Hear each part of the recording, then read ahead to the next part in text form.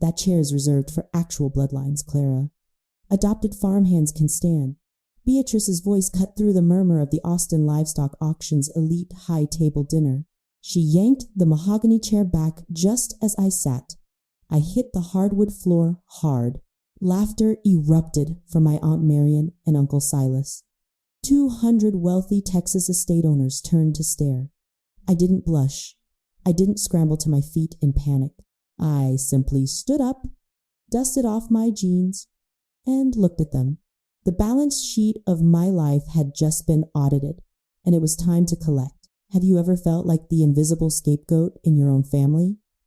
Drop a comment below and let me know where you're listening from. I had spent the last 28 years acting as the silent investor in my Aunt Marion and Uncle Silas's version of a family. They took me in after my biological parents died, but it wasn't an adoption. It was a long-term labor acquisition. While Beatrice attended expensive prep schools and spent her weekends at country clubs, I was in the mud. My hands were calloused from hauling feed, my back aching from wrestling calves in the freezing rain. I became a large animal veterinarian, not out of passion, but out of necessity, saving their livestock, diagnosing their herds, and keeping their failing ranch afloat. They treated my expertise like an unpaid utility, a resource to be drained without compensation or gratitude. The trap of normalized cruelty dictates that toxic family systems don't start with grand betrayals. They begin by normalizing exploitation, packaging cruelty as duty, and framing your unpaid labor as the bare minimum required to earn your keep. When an environment normalizes cruelty, the victim is conditioned to view basic respect as an unearned luxury. I was trained to accept their constant withdrawals from my physical and mental accounts without ever expecting a deposit in return. Tonight, at the Austin Livestock Auction, Silas had just lost a brutal, high-stakes bidding war against a rival rancher. To save face, he aggressively bid on a prize bull, driving the price up to $25,000. When the auctioneer's hammer fell, Silas didn't reach for his own checkbook.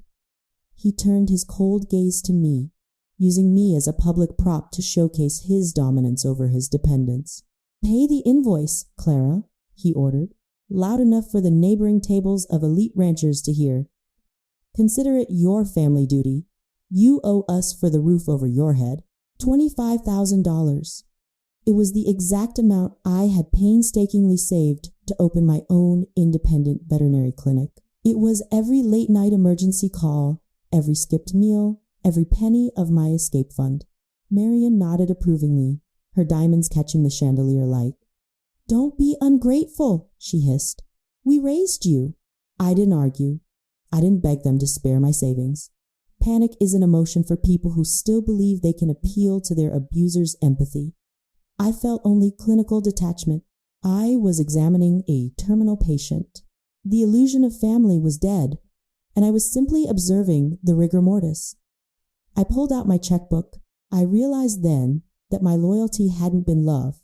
It had been a subscription, and the monthly fee was my dignity. I was footing the bill for a service I was never going to receive. Writing that check wasn't an act of submission. It was a severance payment. I would cover their invoice, but it would be the final transaction we ever made. I looked at Beatrice, whose smirk was permanently plastered on her face, and at Warren, my spineless cousin, who stared intently at his boots to avoid eye contact. They were liabilities. I detached the check, the sound of tearing paper echoing like a finalized contract. My anger wasn't loud. It was methodical. I placed the $25,000 check on the silver platter presented by the auction house clerk. Silas snatched it up, verifying the amount with a satisfied grunt before handing it back. The elite auction hall around us buzzed with the sound of clinking crystal, the smell of expensive cologne, and low-stakes agricultural gossip. It was a cold, calculated environment where everything and everyone had a price tag. For years, I had let them attach a clearance sticker to my self-worth. As the clerk walked away with my entire clinic savings, I sat in the suffocating silence of my own realization. The invisible chain of the survivor is a psychological cage. forged link by link through years of subtle conditioning. Survivors of toxic environments often confuse endurance with nobility. We believe that if we just absorb enough abuse, if we just prove our utility over and over, the system will eventually reward us with affection. We chain ourselves to the very people who view us as property, hoping that one day they will suddenly see us as equals. But a balance sheet does not possess empathy. A ledger does not care how hard you work. I had been operating under the delusion that I was earning my place in a family, when in reality, I was just increasing my own depreciation value. Beatrice leaned across the table, her voice dripping with artificial sweetness. "Don't look so miserable, Clara. It's just money. You can always work a few more night shifts in the barns to make it up." She laughed, and Warren offered a weak, sycophantic chuckle in agreement. Marian dabbed her lips with a linen napkin. "We expect the bull delivered to the north pasture by tomorrow morning," she instructed, treating me like a hired transport driver. "Make sure you handle the logistics. We'll be busy celebrating." I rubbed my eyes, trying to summon even a fraction of regret or sorrow, but there was only crystalline clarity. This wasn't a breakdown. It was an accounting audit. The $25,000 was gone, but the invisible chain had snapped. The power they held over me relied entirely on my willingness to seek their approval. They weren't powerful. They were just loud. I looked at their smug, entitled faces, and I didn't see authority figures anymore. I saw bad investments. The auctioneer on the main stage began announcing the next lot, his voice echoing through the grand hall. The heavy oak doors at the back of the room remained closed, guarding the exclusivity of the event. I took a slow sip of my ice water. I didn't feel isolated anymore. Despite being surrounded by hostile relatives and indifferent strangers, I felt organized. The emotional debt had been cleared. I was a zero-balance account, preparing to close. I watched Silas puff his chest out, completely unaware that he had just finalized his own obsolescence. The transaction was complete, but the retaliation was just about to begin. Just as Silas raised his glass to toast his newly acquired prize bull, the historic double doors of the auction hall swung open with a resounding crack that silenced the room. 200 elite Texas ranchers turned their heads. Conversations died instantly. Standing in the doorway, flanked by her longtime attorney and 2 security personnel, was great-grandmother Eleanor. At 88 years old, the self-made matriarch of our ranch empire rarely left the estate. She rolled her wheelchair forward, the soft hum of the motorized wheels cutting through the absolute quiet of the grand hall. Her posture was rigid, her expression carved from granite. Silas lowered his glass, his face draining of color. Marian's jaw dropped, her diamond earrings suddenly looking incredibly cheap under the glare of absolute authority. Eleanor didn't look at the crowd. She drove her chair directly toward our table, the sea of wealthy estate owners parting for her like water. When she reached us, she didn't greet her son or her daughter-in-law. Her eyes locked onto Silas with clinical disgust. "I have spent the last 60 years building an empire on the foundation of hard work and integrity," Eleanor's voice projected across the silent hall, cold and unwavering.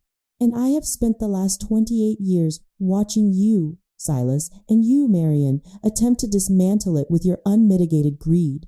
The silence in the room was absolute. You could hear the ice melting in the glasses. Beatrice tried to shrink into her seat. Her earlier arrogance entirely evaporated. Silas stammered, attempting to stand. "Mother, this is highly inappropriate. We are in public." "Sit down," Eleanor commanded. The sheer force of her voice forced Silas back into his chair. She turned her gaze to Beatrice, then to Warren. "You have raised entitled parasites who believe superiority is a birthright. You have used Clara as an unpaid laborer and a public prop, treating the only person in this family with actual character like a disposable asset." Eleanor pulled a thick, leather-bound folder from the side of her wheelchair. She dropped it onto the center of the table. It landed with a heavy, final thud right next to Marian's untouched dessert plate. "I have summoned my legal counsel tonight for one specific reason," Eleanor announced, her voice echoing perfectly in the vaulted room. "I am rewriting the distribution of the multi-million-dollar estate. Effective immediately, I am liquidating your access to all family trust accounts. You will not see another dime of my money." The panicked micro-expressions dancing across Silas and Marian's faces were a masterclass in sudden bankruptcy. Their eyes darted wildly, calculating the immediate collapse of their entire lifestyle. I watched them without a shred of empathy. They weren't shocked by what they had done to me over the years. They were shocked that the silent investor had suddenly foreclosed on them. Eleanor turned her sharp eyes to me, the only warmth I had seen all night flickering in her gaze. "Clara, you will accompany me back to the estate. We have a great deal of business to discuss." I stood up immediately, leaving my aunt and uncle to drown in the absolute silence of their public ruin. The Grand Ranch estate was a fortress of polished mahogany, vaulted ceilings, and generational wealth, standing in stark contrast to the cold theft I was about to uncover. Eleanor sat behind her massive executive desk in the primary study, the only sound the ticking of a grandfather clock. I sat across from her, my posture straight, my mind entirely focused on the data. She opened the leather-bound folder she had brought from the auction. "There are two truths you need to understand tonight, Clara," Eleanor stated, her tone stripping away any familial sentiment. "The first is a matter of time.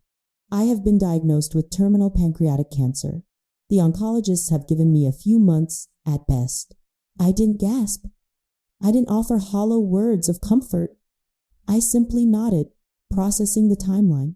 My great-grandmother wasn't seeking pity. She was laying out the logistical parameters of our transition period. "I understand," I replied steadily. "What is the second truth?" Eleanor slid a stack of banking records and forensic accounting reports across the desk.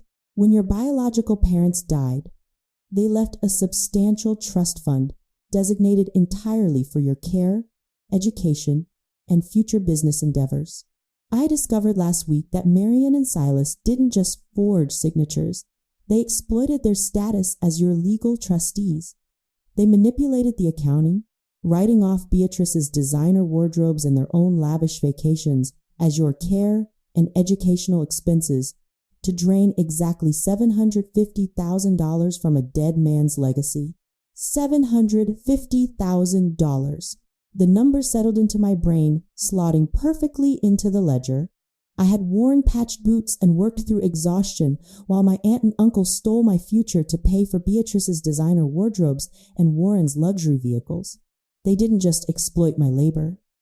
They stole my capital. "It gets worse," Eleanor said, her eyes flashing with a dangerous kind of coldness. She pulled out the registration papers for the prize bull Silas had just forced me to purchase at the auction. "I pulled the auction catalog last week and ran the genetic markers on this specific lot. That $25,000 bull you just bought shares direct DNA with the rare cattle strain your biological father originally bred before his death. Silas forced you to use your own clinic savings to buy back the genetic legacy of your own father, a legacy Silas stole and sold off years ago." The revelation was precise and lethal. There was no romance in this betrayal. It was a calculated, multi-layered financial and emotional fraud. They had made me pay for my own stolen property, extracting the last drop of my resources to fund their charade. I looked at the documents, the bank transfers, the forged signatures. Anger wasn't a fire. It was liquid nitrogen. "This isn't revenge anymore," I told Eleanor, looking up from the paperwork. "It is accounting, and I am going to balance the books. Every single stolen asset will be reclaimed." Eleanor nodded, a tight, approving smile forming on her lips. "I have already authorized my attorneys to file the motions," she said. "We execute the final phase tomorrow." By 9 o'clock the next morning, Beatrice had decided to take control of the narrative. Desperate to maintain her crumbling social standing, she launched a frantic live stream on her personal social media platforms. I sat in Eleanor's study, Watching the live video feed while reviewing legal briefs. "Clara is an interloper," Beatrice shrieked through the speakers, her voice shrill with panic. "She wasn't real family. My parents managed that trust fund because we earned that money by putting up with her. We deserved every penny of that $750,000 for housing her." I paused the audio. She had just publicly confessed to felony embezzlement on a recorded public live stream. The illusion of power based on an empty wallet is a fascinating psychological collapse to observe. When individuals build their entire identity on superficial empires and unearned financial backing, their self-worth is entirely external. Take away the stolen money, and the facade crumbles instantly, revealing the hollow, panicked core beneath. Beatrice believed her social status made her immune to the law, failing to realize that prestige cannot be purchased with stolen funds. Without my parents' money propping them up, they were nothing but common thieves standing on a bankrupt foundation. By 2 o'clock that afternoon, Eleanor's attorneys had secured an emergency injunction, instantly freezing every account Silas and Marion possessed. The gears of justice are slow, but they grind exceedingly fine. 8 months later, we entered the county courthouse for the final sentencing. The air conditioning was sharp, matching the precision of our legal strategy. Silas and Marion sat at the defense table, looking physically shrunken. Beatrice's viral confession played in the courtroom as Exhibit A. The forensic accountant took the stand next, presenting a devastating, irrefutable audit. With interest, penalties, and the original stolen trust, the total missing assets amounted to over $3.5 million. I watched my aunt and uncle as the numbers were read into the official record. I didn't feel a shred of pity. They had treated me as a business transaction for 28 years. Now they were being liquidated. The judge, a stern man with zero tolerance for elder abuse or trust fraud, struck his gavel.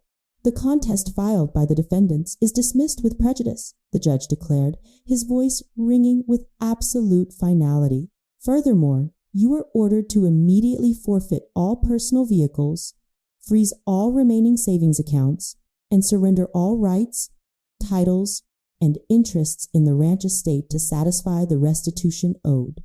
Based on the forensic evidence presented today, I am forwarding this case directly to the district attorney's office for immediate criminal prosecution on felony embezzlement charges."